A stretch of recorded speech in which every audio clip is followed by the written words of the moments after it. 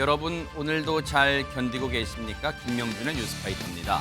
이번 달 말에요. 교통비 내역이 찍혀 나오는 카드 명세서 받아보기가 두렵습니다. 왜냐고요?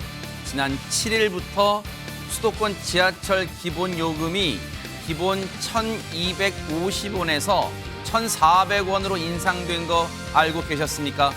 지하철 타는 건지 택시 타는 건지 모르겠다는 푸념도 들립니다. 비싼 지하철 타고 퇴근하느라 파김치가 됐어 이렇게 말하는 남편이 있다면요, 아내 표정이 어두워집니다. 남편이 파김치 된 게 안쓰러워서요? 아니요, 파김치란 말에 김장이 걱정돼서 그렇습니다. 배추값이 어마어마하게 올랐거든요. 월급 빼고 다 오르니 정말 어쩌라는 건지 모르겠습니다. 10월 11일 수요일 김명준의 뉴스파이터, 그래도 힘차게 달려보도록 하겠습니다.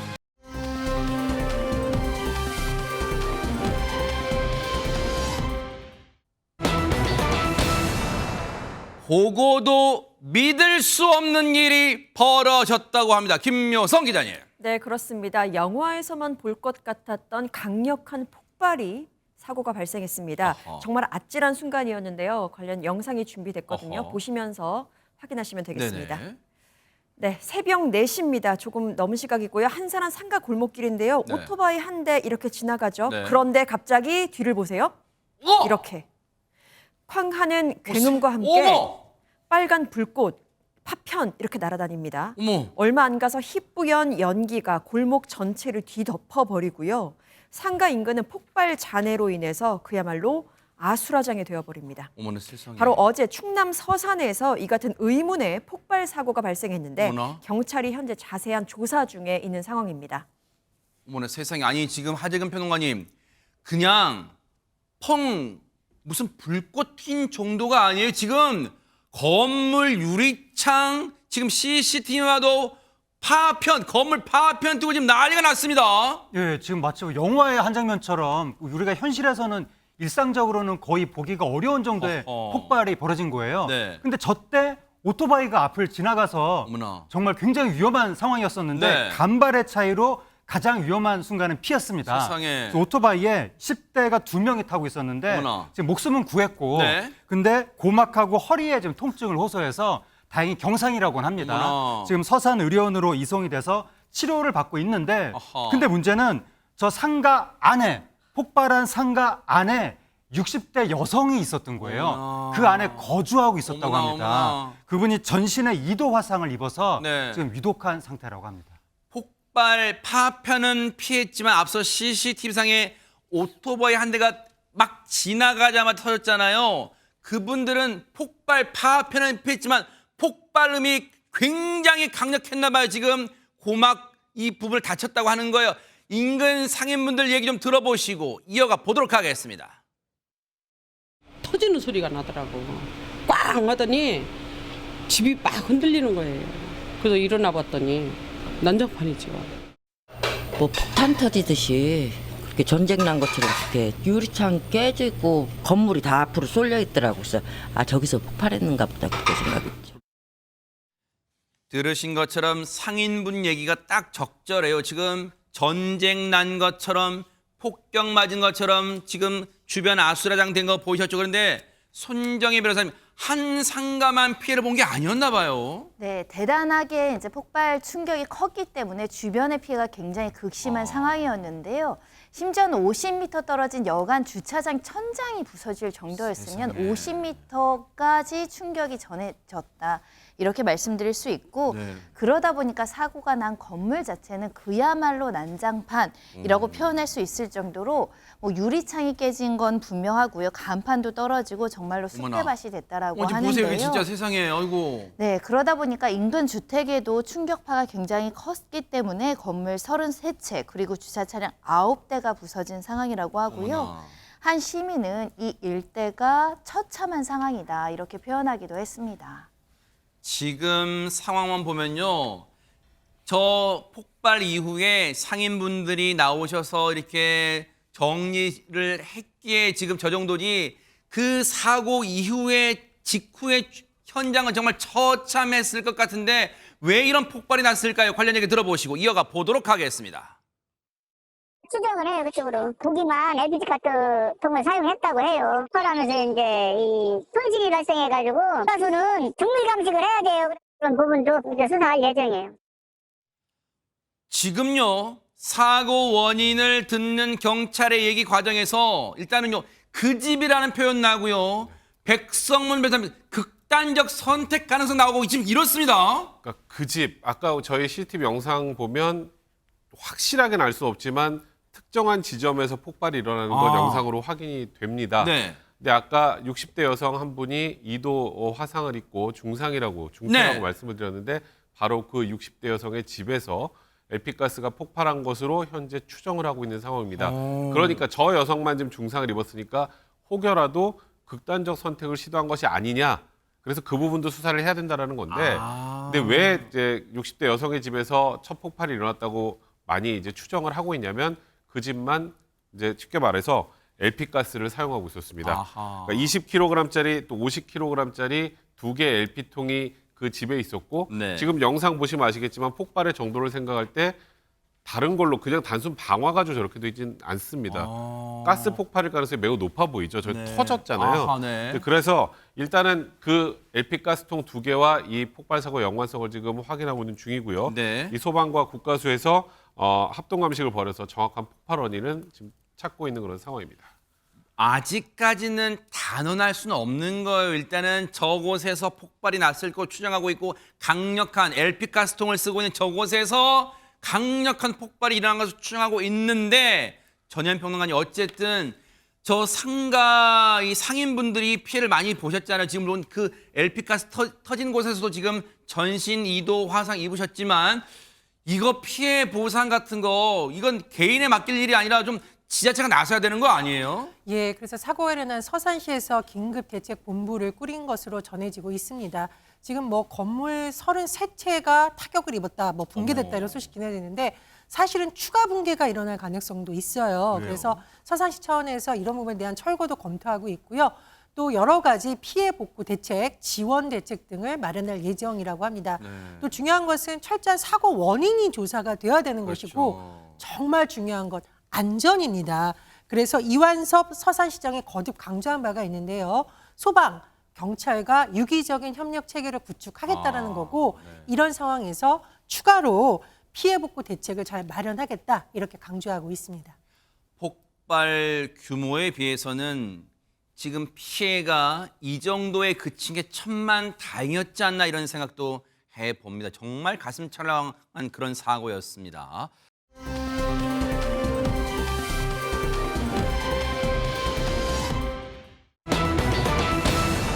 이틀 전에요. 한 경찰서에 한 통의 전화가 걸려왔다는데요. 하정은 평론가님 어떤 내용일까요? 예, 이틀 전에 아주 다급한 목소리로 신고가 들어온 거예요. 어허. 뭐였냐면 경기도 부천의 한 숙박업소 근처에 살고 있는 시민이었었는데 네. 신고 내용이 뭐냐면 담벼락 주변에 갓 태어난 아기의 시신이 있다. 이렇게 어머나, 신고를 한 겁니다. 어머나. 지금요. 왜 이런 일이 진짜 요즘 충격적인 일이 빈번할까요? 갓 태어난 아기가 김효성 기자님 갓 태어난 아기가 엄마 품에 있어야 이게 웬 말입니까 세상에. 네, 그러니까요. 이 아기가 발견된 곳이 숙박업소 밖에 1층에 있는 바닥입니다. 어머나. 근데 아기의 상태가 어땠냐면 침대보로 둘둘 쌓여 있었고 그 상태로 종이 쇼핑백에 담겨 있었다는 겁니다. 경찰과 소방 측에서 이제 신고를 받고 출동을 했을 때는 이미 아기는 숨을 거둔 상태로 세상에. 알려져 있고요. 그래서 이 CCTV와 숙박업소 투숙객 이렇게 다 조사를 해봤다고 합니다. 이곳이었나 봐요. 버려진 네. 곳이 발견된 곳이. 그래서 한번 다 이렇게 조사를 해보니까 이곳에 묵었던 40대 여성이 2층 객실 창문 너머로 아기를 던진 것으로 지금 파악하고 있는 상태예요. 어머나, 왜냐하면 세상에. 전후 상황을 한번 보니까 네. 입실 당시에 만삭의 몸이었던 점으로 미뤄봤을 어머나. 때 객실에서 출산하지 않았을까? 어머나. 그리고 그 뒤에 범행을 일으키지 않았을까라는 의심을 하고 있는 상황입니다. 아니 지금 듣고도 믿을 수가 없어요. 전현 평론가님 자신이 10달 배 아파서 낳은 아기를 어떻게 창밖에 던질 수가 있어요 지금. 예, 그것도 신생아를 이렇게 던졌다. 요즘 날씨가 또 굉장히 춥잖아요. 굉장히 가슴 아픈 소식입니다. 세상에. 일단 경찰에서 누가 이랬는지를 파악하기 위해서 뭐 CCTV라던가 주변을 다 탐문을 해서 40대 여성 엄마를 긴급 체포했습니다. 여성이 그동안 노숙 생활을 많이 했었고 또 여러 숙박업소를 돌아다니면서 생활했고 일정한 소득이 없는 상태였다라고 합니다. 세상에. 그런데 아무리 사정이 딱하다고 해도 도대체 왜 이랬는지를 궁금해서 경찰에서 물어본 것으로 전해지는데 네. 본인이 창밖으로 아기를 던진 사실은 인정은 했지만 네. 죽을 줄은 몰랐다 이렇게 말을 했다라는 뭐라고요? 겁니다. 살해 혐의를 한마디로 부인한 건데 참 뭐라고 할 말이 없는 상황입니다. 아기가 울어서 무서워서 창문에 방충망을 뜯은 뒤 밖으로 던졌다고 말했다고 세상에, 했는데요. 세상에. 누군가 발견해서 데리고 가서 잘 키워주길 바란다 이렇게 진술했다고 합니다. 뭐라고요? 또 하나 궁금한 점 도대체 누가 아기 아빠인가 네. 이렇게 무책임한 어른이 누구인가도 생각할 수밖에 그렇죠. 없는데 술자리에서 만난 남성이고 아기 아빠가 정확히 누군지 모른다고 진술했다고 하고요. 또 범행 당시 이 여성은 술을 마신 상태인 것으로 전해집니다. 듣고도 정말 천불이 납니다. 백성문 변호사님. 아니 40대면요.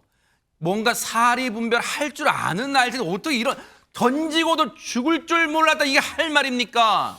그 와중에도 본인이 처벌받을 게 두려웠었나 봅니다. 이 아이를 창밖에 던질 때 살인의 고의가 있다면 죄명 자체가 영아살해죄에 해당할 수 있기 때문에 일단 누군가 발견해서 데리고 와서 잘 키워주길 바랬다고 얘기를 했는데 네. 문제는 저희가 1층이 아니고 2층입니다. 그러니까요. 2층에서 신생아를 아무리 침대보로 감싸고 던졌다고 하더라도 사망할 거라는 건 충분히 예견 가능하고 죽어도 좋다는 마음으로 던진 것이기 때문에 최소한 미필 조건이 인정될 수밖에 없는 상황입니다. 그리고 아까 저 여성의 얘기가 아이가 울어서 두려워서 던졌다 그랬죠. 네. 그러면 일단 창밖으로 던지기 전에는 아이는 살아있던 것으로 충분히 추정이 되는 상황이고요. 세상에. 일단 국가수에서 아이 부검 의뢰한 상황이고 1차 구두 소견을 보면 뭐 특정한 외상이나 골절은 발견되지 않았고 아이고. 복강 내 출혈만 관찰된 것으로 현재 확인이 됐습니다. 이 비정한 이건 인간도 아니잖아요. 이 비정한 친모라는 사람에 대해서 손정혜 변호사님 오늘 구속영장 심사가 있었다면서요. 네, 영장실질심사를 가는 과정에서 이제 기자들 앞에서 서는 모습도 포착이 됐는데요. 보시는 것처럼 마스크나 모자로 얼굴을 대부분 가렸기 때문에 실제 얼굴은 보기가 어려웠고요. 이 수갑이 채워진 두 손도 가리개로 덮인 상태였고 포승줄에 묶인 모습이었습니다. 취재진들이 왜 아이를 창밖으로 던졌냐, 딸에게 하고 싶은 말은 없느냐라고 물었으나 답변을 하지 않은 상태고요.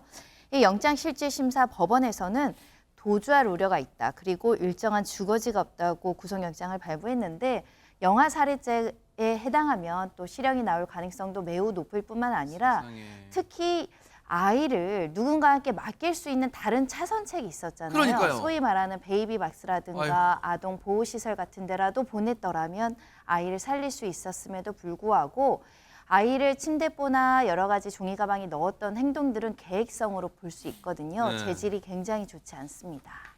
이 아이가 무슨 죄가 있습니까? 세상에 태어난 게 죄입니까? 이 아이의 억울함을 진짜 풀어주기 위해서라도 저 매정한 친모, 비정한 친모란 사람 진짜 죄값을 중하게 받기를 눈 부릅뜨고 지켜보도록 하겠습니다. 자, 여러분과 함께하는 김명준의 뉴스파이터 이제 다음 얘기로 넘어가 보겠습니다.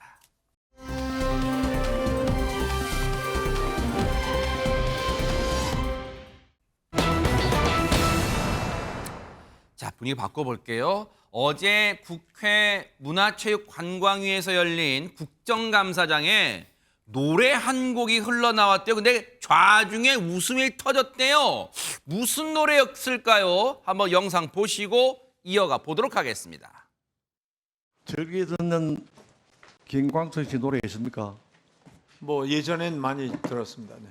그러면은 본 위원장이 당관의 목소리로 네.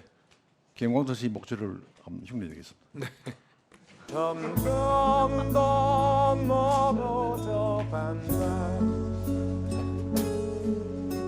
머물러 있는 청춘인 줄 알았는데 감사합니다. 예. 자, 이렇게 웃음이 잠시 터졌는데 백성문 변호사님, 네. 혹시 유인촌 장관이 장관 취임 전에 혹시 어디 라이브 카페에서 불렀었나요, 저 노래를? 아니 저는 유인촌 장관 얘기하기 전에 아까 이상원 위원장이 자기가 흉내를 낸다 그래서 이상원 위원장이 미리 녹음을 했나 생각을 했는데 네. 그건 아니었고요. 네. 아까 이상원 위원장이 유인촌 장관에게 혹시 김광석 씨 노래 즐겨 듣는 거 있냐 이렇게 물으니까 예전에 많이 들었다 하면서 지금 김광석 씨가 그 기타를 치는 것에 유인촌 장관의 젊었을 때 얼굴을 저렇게 뭐 디페이크라고 하기 조금 네. 애매한데요. 저렇게 하고 그리고 AI에게 유인촌 장관의 목소리를 학습시켜서 저 노래를 만들어서 튼 겁니다. 그래요? 그러니까 유인촌 장관도 딱 듣고 자기 목소리 너무 똑같으니까 이렇게 세 소절 듣더니 감사합니다. 그래서 조금 전에 이제 좌중에 어머나. 빵 터진 건데요. 네. 그러니까 일단은 유인촌 장관이 직접 부른 게 아니라 AI가 유인촌 장관의 목소리를 학습해서 저 노래를 만들어낸 겁니다. 아, 일단 그런 과정이 있었군요. 그런데 보세요. 이 영상을 저 유인촌 장관의 목소리가 AI가 만드는 목소리로 부르는 영상을 김광석 씨 노래 영상을요. 국감장에서 왜 틀었을까요? 한번 보시고 이어가 보도록 하겠습니다. AI의 유인촌 장관 목소리를 학습시켜서 만들어봤습니다. 어떻습니까? 그럴듯하지요. 비슷하네요. 네. 이렇게 생성된 AI 발달이 고도화돼가지고 가짜 뉴스, 보이스피싱 등의 범죄에 이용될 가능성이 많습니다. AI 콘텐츠에 표기를 의무화하는 AI 표기법에 대하여 문체부는 긍정적으로 검토를 해주시기 바랍니다. 네. 하시겠습니까? 네, 그렇게 하겠습니다. 예, 고맙습니다. 제가 예전에도 뭘 좀 바꾸고 좀 개혁하고 싶고 이런 얘기가 나오면 항상 이게 정치적으로 해석을 하셔서 정말 힘들었습니다. 사실은 이 AI 문제도 이거는 정말 이제 앞으로 우리가 해결해야 할 미래에 대한 과제이기 때문에 의원님들이 많이 좀 협조를 해주시면 정말 개정이 잘 될 것 같습니다. 네, 감사합니다. 얘기를 듣고 보니까요, 전현평론가님, 물론 저 영상을 처음 이 재생했을 때는 좌중에 잠시 웃음이 나왔지만 그 재생한 이유, 배경을 들여보니까 결코 웃을 수 없는 진짜 중대한 이유가 있네요, 배경이. 아유, 그렇습니다. 이 AI 기술이 너무 고도화되다 보니까 최근에는 범죄에 악용되는 것 아니냐는 우려의 목소리가 나오고 있고요. 실제 한동안 유명 연예인들의 얼굴과 목소리를 교묘하게 합성한 좀 보기 민망한 영상들이 좀 논란이 된 바 있고 지금 미국 할리우드에서도 배우들이 이 문제에 굉장히 예민한 상황입니다. 그래요. AI로 딥페이크 기술로 기존 배우들의 영상을 참고해서 연기자를 쓰지 않고도 하는 시대가 올 수 있다는 논란까지 제기되고 있는데 가장 심각한 것은 이제 범죄 문제이겠죠. 그래서 유인촌 장관에게 직접 본인이 체감할 수 있도록 저런 영상을 만들어서 시연을 한 것으로 보이고요. 네. 또 본인 홍보도 좀 이상원 위원장이 적극하셨네요.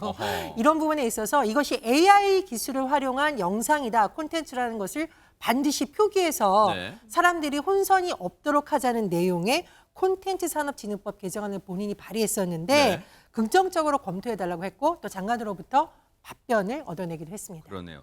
그런데요, 여기까지 보시면 시청자분들이 에이, 누가 저런 데 속아 넘어가요 하시겠지만요, 이미 유튜브나 SNS상에서는요, 이런 AI, 인공지능이 만들어낸 가짜 목소리로 부른 노래가 화제가 되고 있어요. 제가 두 곡 들려드릴게요. 한번 들어보시고 이어가 보도록 하겠습니다.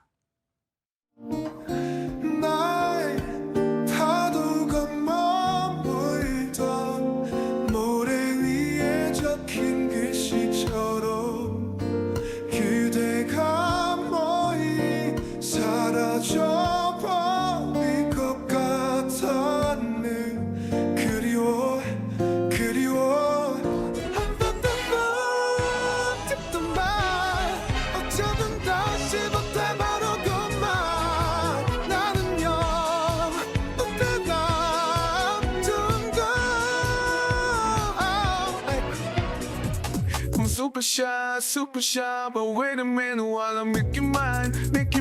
달리는 지금도 you're on my mind all the time. I wanna tell you that I'm super shy.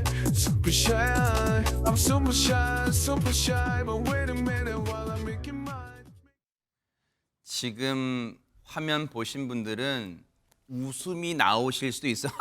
진짜 박명수 목소리랑 똑같네. 뭐 그러실 수도, 뭐 임재범 목소리랑 똑같네 하겠지만요. 만약에 여러분 화면을 안 보신 상태에서 눈 감고 듣기만 했다면 하재근 평론가님 진짜로 와, 임재범 씨가 이런 노래까지 불렀네. 진짜 그러셨을 거 진짜. 저거는 임재범 씨가 인공지능을 사칭해서 본인이 직접 몰래 녹음을 한 것 같은데요. 어머, 진짜로. 누가 들어도 본인인데. 어머. 그 박명수 씨 목소리도 진짜 본인 같고. 진짜요. 들으면서 깜짝 놀랐습니다. 제가 깜짝 놀랐어요, 진짜. 그러니까 지금 요즘에 자고 일어나면 인공지능 그 기술이 발달하고 있는데 네. 왜냐하면 인공지능이 머신러닝, 딥러닝이라고 해서 혼자서 공부를 하니까 인간이 100년 막 몇 년 동안 공부할 분량을 불과 하루 정도 만에 다 공부를 한다는 거예요. 그래서 이제 과거의 목소리, 기계가 사람 목소리를 흉내낸다고 했을 때는 기계음 나오고 이상했었는데 네. 그게 점점 발전하더니 이제는 방금 들으신 것처럼 막 임재범 씨가 요즘 아이돌 노래를 실제로 부르는 것처럼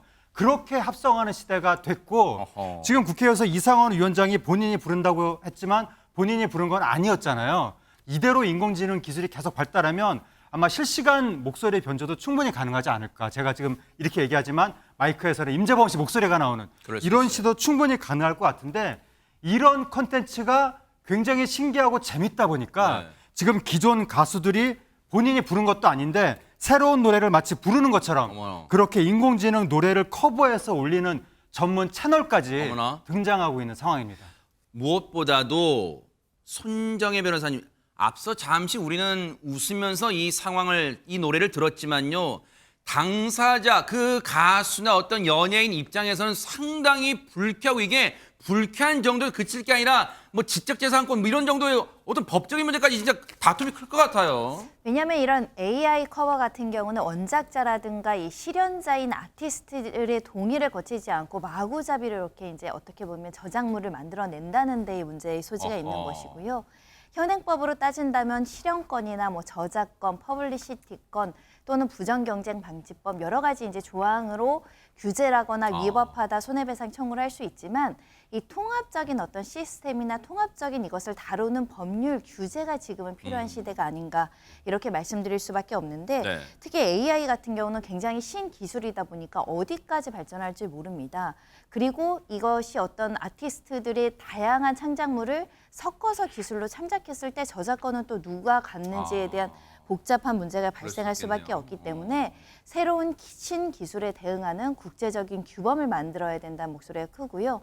우리나라도 따라서 이에 대한 어떤 규제, 적어도 창작자들이 어떻게 보면 무형의 어떤 기술로 인해서 침해받지 않도록 네. 하는 조치들이 선제적으로 필요한 것 같습니다. 유인촌 장관 목소리의 30즈음에 이건 이제 결코 마냥 웃으면서 들을 수는 없는 상황이 돼버리고 말았습니다. 이건 진짜 대책 마련해야 될 것 같아요.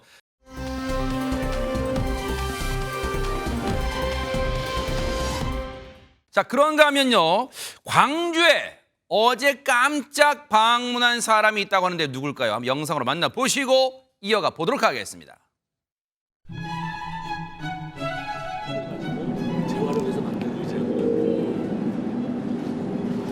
아, 요거 자체가요? 네네, 요거 시작하고 와보 있죠.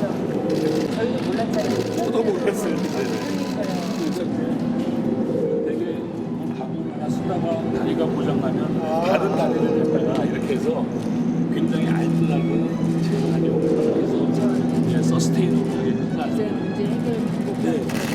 네. 세컨드 라이프. 예, 세컨드 라이프.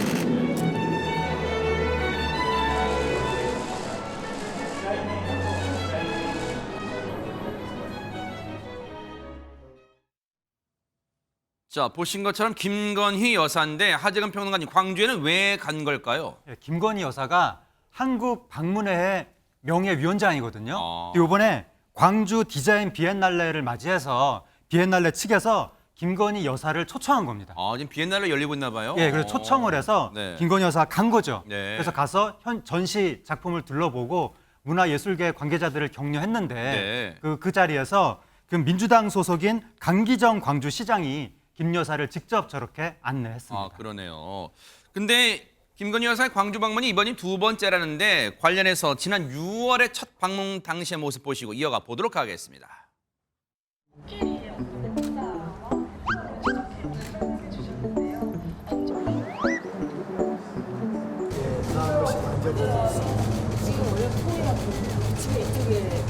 네, 맞습니다. 저 코어 없는 코끼리라고 해서. 지금 앉아보세요. 같이 앉아보세요.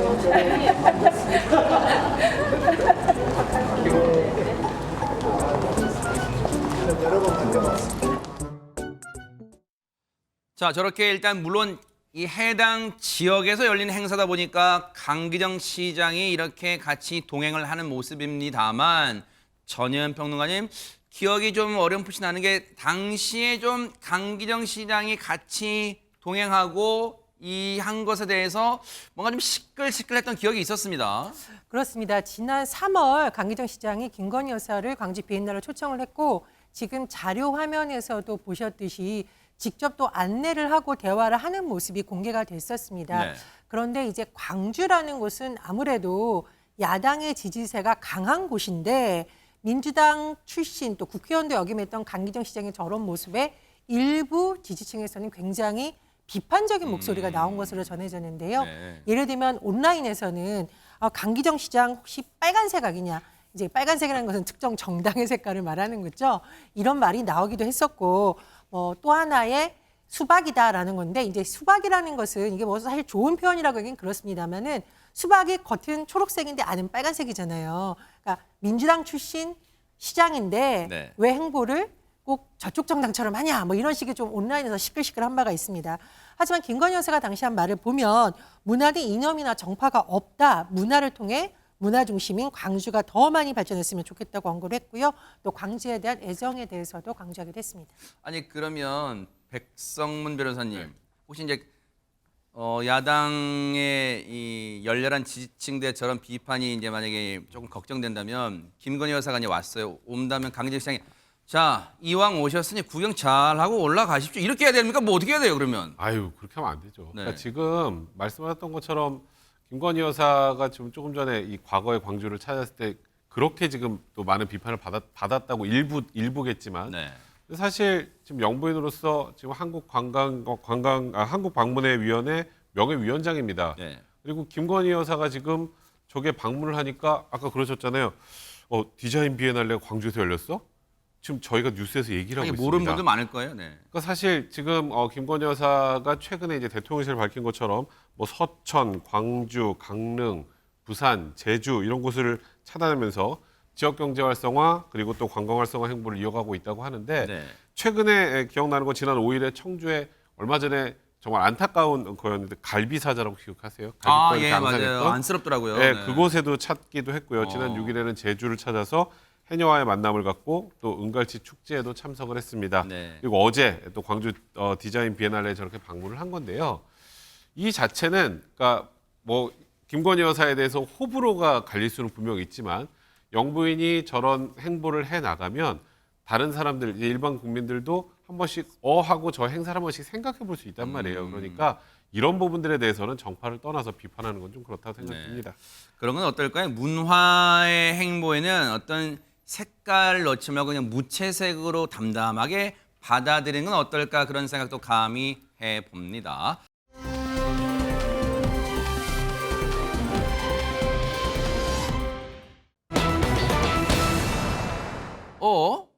제2의 송가인이여라 라고 하면 대체 김묘성 기자님 누가 나타났다는 걸까요? 궁금합니다. 네, 바로 트롯 신동 한수정 양 이야기입니다. 오호! 요즘 제가 이 신동 가요제에 푹 빠져 있는데요. 지금 과거 영상까지 다 보고 있거든요. 네.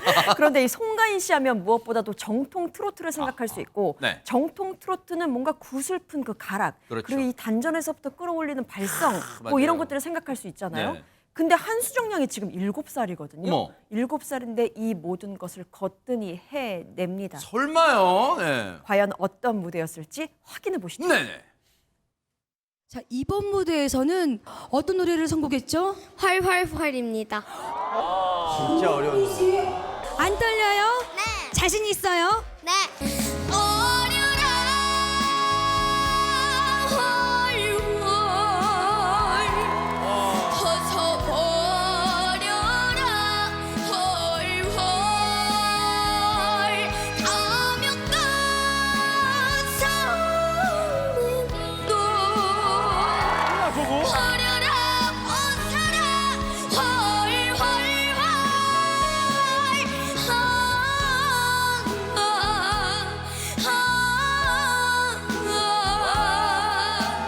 물같이 바람같이 살라하네 물같이 바람같이 살라하네.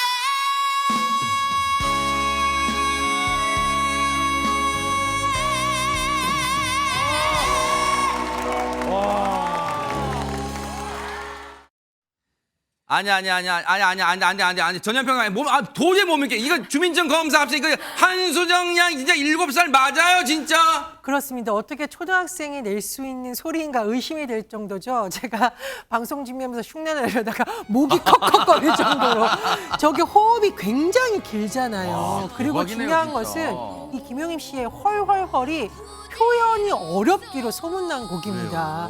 강약도 잘 조절해야 되고 저 뭔가 한이 서린 듯한 감정을 잘 표현해야 되는데 너무나 잘하니까 뒤에 있는 삼촌뻘인 이 기존의 가수들이 머리를 잡고 입을 쩍 벌리는 모습 보셨을 겁니다. 그래서인지 참 대단한 평가가 많이 나왔는데요. 제가 팬인 손태진 씨가 각별히 칭찬을 했어요. 뭐라고 했냐? 사람들의 마음을 딱 잡는 목소리다 이렇게 극찬을 했고요. 가수 신유는 사람이 낼 수 있는 발성의 길이 다 열려 있는 것 같다. 7살에도 불구하고 완성된 발성이다.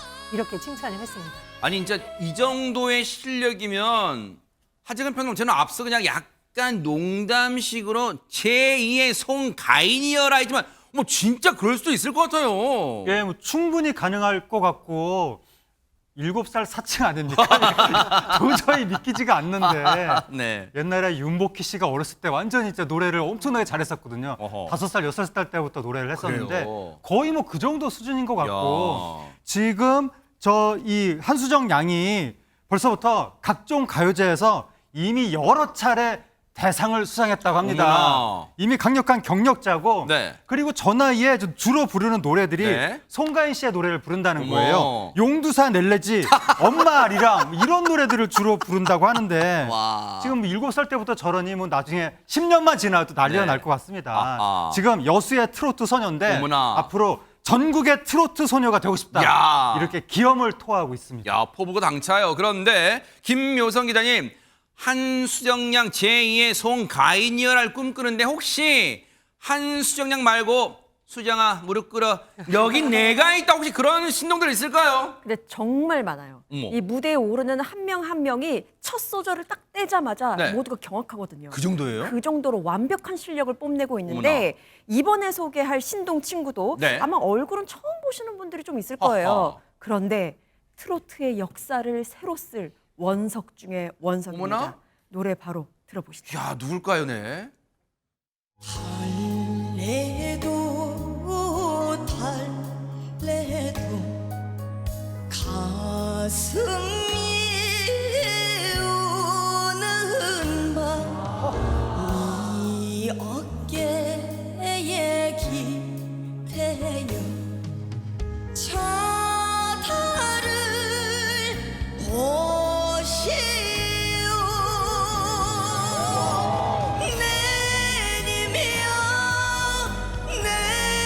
내님이여 어이하여 묻으시오 저 달도 아시건만 어이해 당신만 모르시나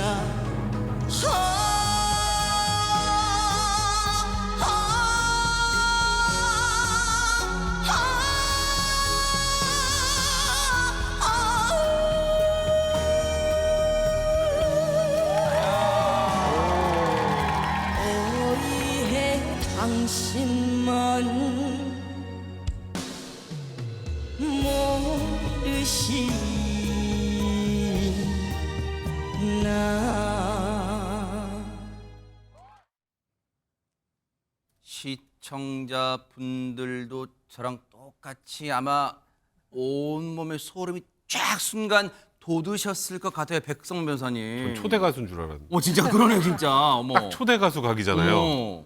이 노래 진짜 어려운데. 이 아하. 송가인 씨 월화가약이라는 노래인데요. 네. 좀 보시면 아시겠지만 뭐 성대도 막 뒤집어야 되고 그것도 소리가 발성도 박자 타기도 굉장히 어려운 그러니까요. 노래인데 그러다 보니까 주영호 씨가 이런 얘기를 했어요. 이 노래를 과연 부를 수 있는 우리나라의 가수가 몇 명이나 될까. 근데 제가 뭐 이런 말 하는 게 그런가? 송가인 씨보다 더 잘하진 않을지 모르겠는데 거의 필적할 정도의 수준인 것 같고 네. 신유 씨도 뭐 국악과 가요 창법이 거의 완벽하게 조합이 잘 됐다 말도 안 나올 정도라고 하는데 진짜 좀 당황스럽네요. 그러네요. 이게 17살이라는 그 나이가 믿기지가 않습니다. 현역 가수라고 해도 진짜 믿을 정도인데 전현 평론가님 혹시 송가인 씨가 이 노래를 들었다면 어떤 반응을 보였을까요? 송가인이여라 이럴 것 같은데요. 본인이 송가인이여라가 아니라 상대에 대해서 그런 칭찬해주지 않았을까 싶은데 네. 좀 닮은 점이 많습니다. 일단 송가인 씨도 예고 출신인데 지금 류연주 양도 국립전통예술고에 진학 중이고 또 포항의 자랑이기도 합니다. 포항제철초등학교, 포항제철중학교를 졸업을 했는데 이 불타는 장미단 신동가요제에 워낙 잘하는 뭐 어린이, 청소년 많기도 합니다만 류현주 씨는 사실 딱 등장하자마자 많은 분들이 입을 딱 벌렸다는 거예요. 트롯 천재가 나왔다. 대성할 가수다 이런 평가가 나왔다고 하는데요. 그 이유는 사실 고음을 내는 것도 어렵지만 지금 잘 보시면 제가 흉내내기도 어려운데 잘 내셨어요. 아주 잘 내셨어요. 이 네네. 고음과 한이 섞인 목소리를 내는 게 굉장히 어려운데 네. 이 두 가지를 굉장히 잘하는 신동이다 이런 평가를 받고 있습니다. 야, 그런데 여기서 놀라움이 끝이 아닙니다. 류연주 양이요. 한 소절만 했는데 모두가 그냥 시체말로 뒤집어진 상황이 펼쳐졌대요. 영상 보시고 이어가 보도록 하겠습니다.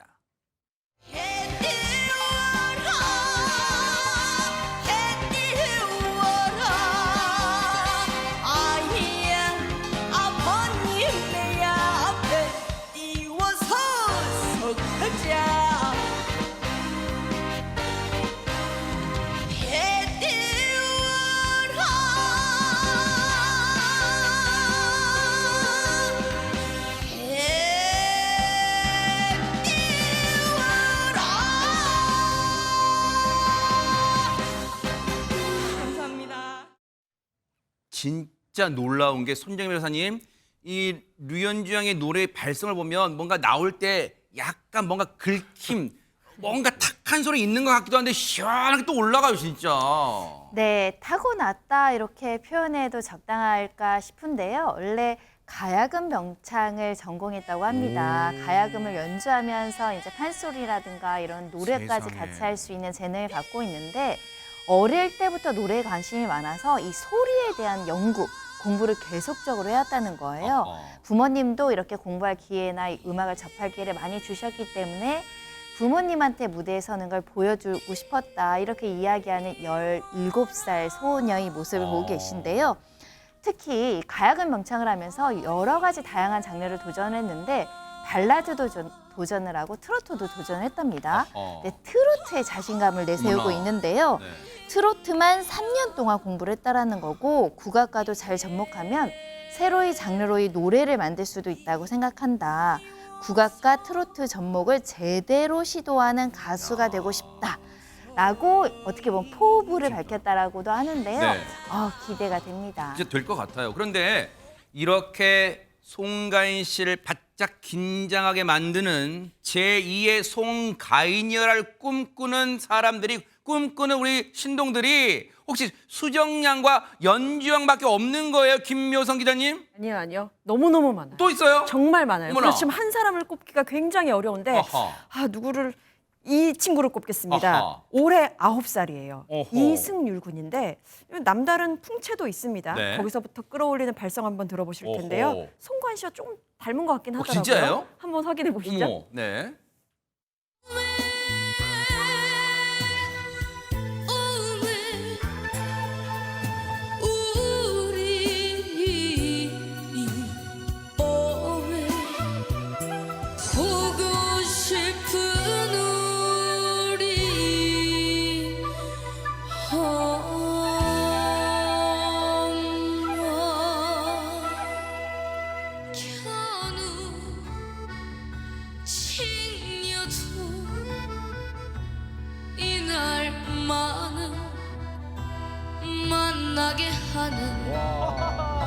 칠성날 나는 당신을 땅에 묻고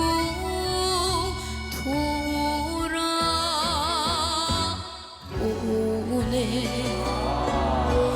옥수수밭 옆에 당신을 묻고 돌아오네.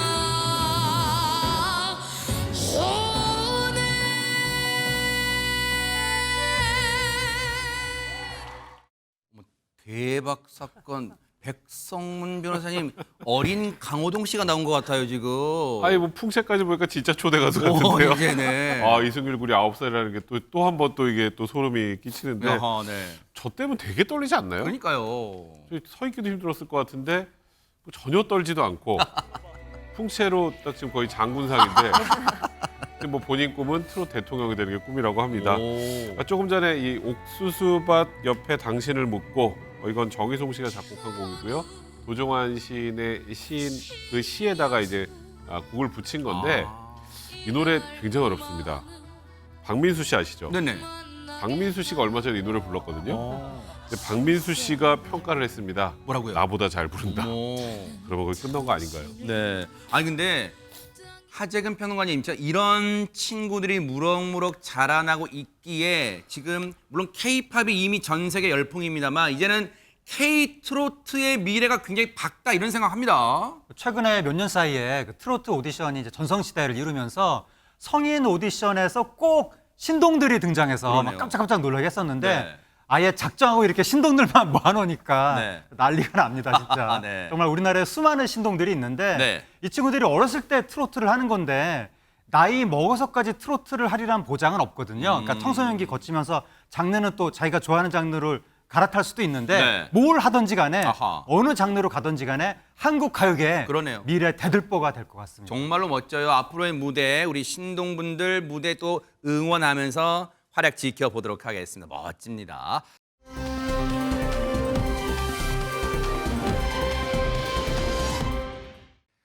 오늘의 클로징은요. 충북 음성군 금왕읍에 사시는 김은주님이 사진과 함께 보내주셨습니다. 동네 이름 좋아요. 네. 얼마 전 추석 때 서울 사는 작은 언니까지 내려와서 오랜만에 세 자매가 모였어요. 염소 농장을 하는 친정 큰언니네 인근 선산에 밤나무가 많다고 해서 세 자매가 밤가시에 찔려가면서도 하하하 호호호 하면서 이렇게나 많이 주었답니다. 정성스레 씻은 밤을 이웃들에게 나눠주고 저희들도 구운 밤에 삶은 밤에 아주 밤 부패를 실컷 먹겠네요. 가족들과 가을을 만끽하니 행복하네요. 이렇게 보내주셨습니다. 김은주님, 가을을 제대로 즐기고 계신 것 같아서 참 부럽습니다. 멋지십니다. 김명준의 뉴스파이터 여기서 마치겠습니다. 함께해 주신 여러분 고맙습니다.